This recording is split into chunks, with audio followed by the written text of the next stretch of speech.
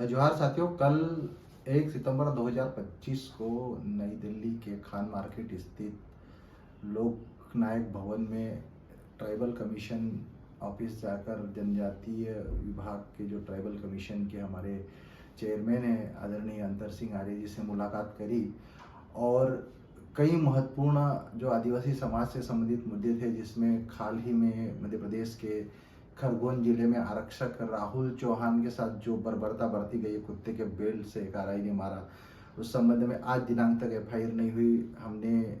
माननीय चेयरमैन साहब को अवगत कराया। साथ ही आदिवासियों के कई महत्वपूर्ण मुद्दे हैं, जिसमें वन अधिकार कानून के तहत सामुदायिक वन अधिकार मध्य प्रदेश में आज दिनांक तक 0 वन अधिकार के पट्टे दिए गए। जो सामुदायिक वन अधिकार की बात कर रहे हैं, उस पर हमने अवगत कराया है कि मध्य प्रदेश में फॉरेस्ट विभाग और मध्य प्रदेश के वन मंत्रालय ने जो अभी तक ऐसी कार्रवाई नहीं करी जिस पे उनको करना चाहिए कि ताकि यहाँ के आदिवासी आबादी को ज़्यादा से ज़्यादा लाभ मिले। साथ ही पेशा कानून का जो दुरुपयोग मध्य प्रदेश के आदिवासी बहुल इलाकों में हो रहा है कि कानून बनाया, नियम बनाया, लेकिन उसका इम्प्लीमेंटेशन ग्राउंड पर नहीं हो पा रहा है। और आज भी आदिवासी इलाकों में बिना जांच परख के ग्राम पंचायत ग्राम सभाओं की अनुमति के बिना आदिवासियों के ऊपर छोटे छोटे मामलों में एफआईआर दर्ज की जा रही है। ये सभी गंभीर मुद्दों को लेकर माननीय अंतर सिंह आर्य जी जो चेयरमैन है एसटी कमीशन को अवगत करा। साथ ही आदिवासियों का एक महत्वपूर्ण मुद्दा है, आदिवासी समाज में गंभीर समस्या है। आदिवासी इलाकों में जो धर्मांतरण हो रहा है, आदिवासी समाज बड़े पैमाने पर अपनी संस्कृति, अपनी रीति रिवाज, अपनी परंपराओं को छोड़कर अन्य धर्मों की ओर जा रहा है। तो धर्मांतरण रोकने के लिए भी आदिवासी धर्म आदिवासी धर्म कोड बिल के लिए भी हमने पक्ष रखा कि कैसे आदिवासी धर्म कोड के माध्यम से आदिवासी जो धर्मांतरित हो चुके हैं उनको पुनः आदिवासी समाज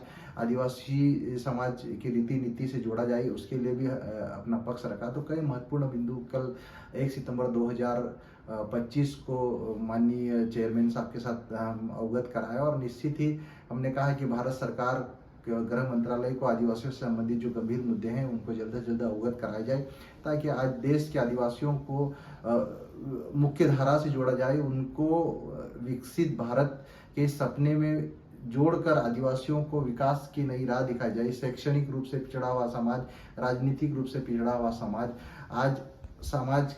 विकसित बने, आज आदिवासी समाज मुख्य धारा से जुड़े और उनको भी सम्मान के साथ, स्वाभिमान के साथ अपनी पहचान बनाने के लिए, अपनी अनूठी पहचान को बचाने के लिए उनको इस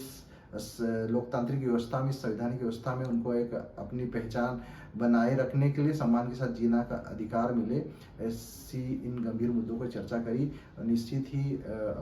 हमारे चेयरमैन साहब इन सब गंभीर मुद्दों को लेकर गंभीर थे और आने वाले समय में जल्दी एक्शन लेंगे, ऐसा उन्होंने आश्वासन दिया। धन्यवाद।